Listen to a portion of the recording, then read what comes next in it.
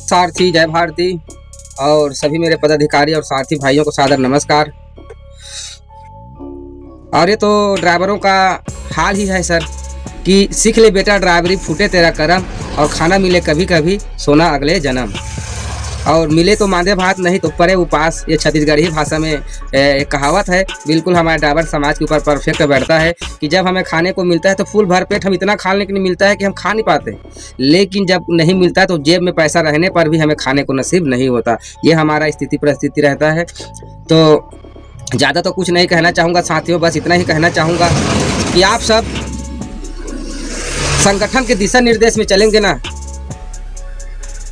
तो हमारे ऊपर जितना भी विपत्ति है, परेशानी है, वो सब दूर हो जाएगा।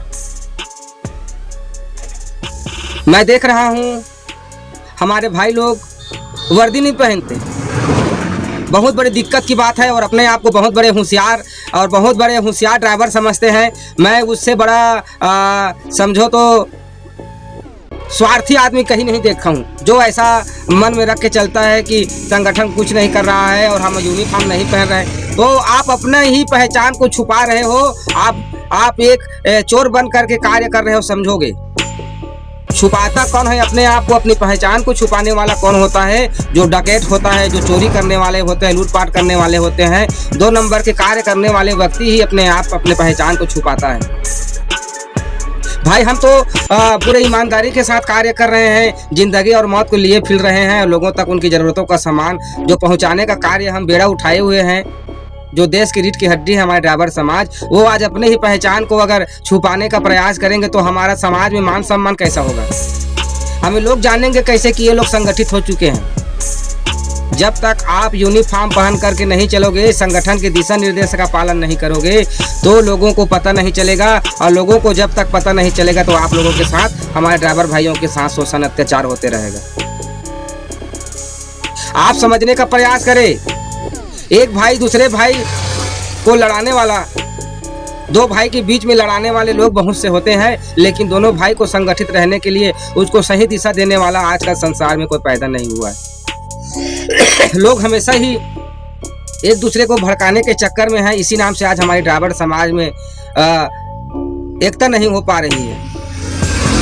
और जब मुसीबत, परेशानी, विपत्ति भाइयों के बीच में जब आता है तो वो संगठन को याद करेगा। तो संगठन हम आपका क्या कर सकते हैं? हमारा क्या करेगा संगठन, जब हम संगठन के नियमों का पालन ही नहीं कर रहे हैं? तो समाज का डर रहना चाहिए इंसान के ऊपर, अपने समाज का डर रहना चाहिए, तभी आदमी एक अच्छा इंसान बन सकता है, ईमानदार इंसान बन सकता है, और अपने लिए, अपने परिवार के लिए अच्छी स्वतंत्रता भरी जीवन जी सकता है।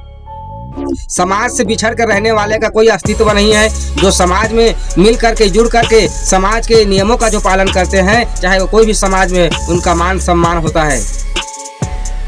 समाज से विद्रोह करके अगर किसी अभी देखने को मिलता है कि किसी अन्य कास्ट की अगर लड़की लड़का, एक दूसरे अदर कास्ट की लड़की लड़का का अगर कहीं पर अफेयर चल रहा होता है और वो शादी कर चुके होता है, तो अपने समाज के नियम के उल्लंघन करने पर उनको समाज से बहिष्कृत कर दिया जा रहता है।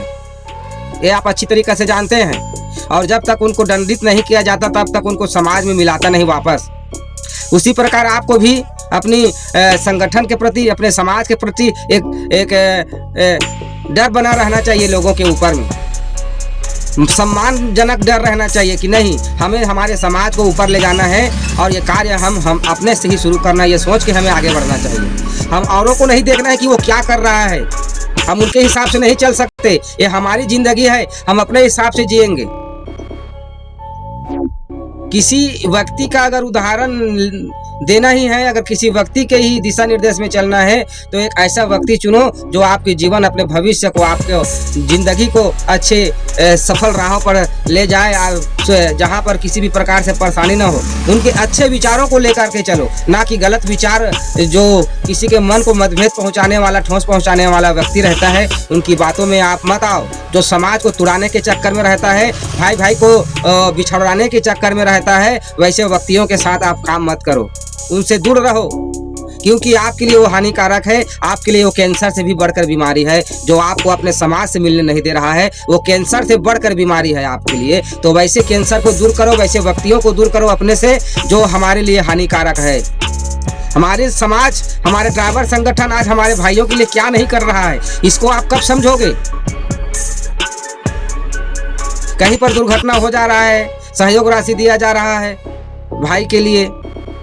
कहीं पर शहीद हो जा रहे हैं हमारे सारथी भाई, उसको भी सहयोग राशि दिया जा रहा है 50,000 रुपए का। किसी ड्राइवर भाई, सारथी भाई की बिटिया रानी की अगर शादी होता है तो सुकन्या योजना के तहत 10 से 20,000 रुपए का राशि उनको दिया जाता है।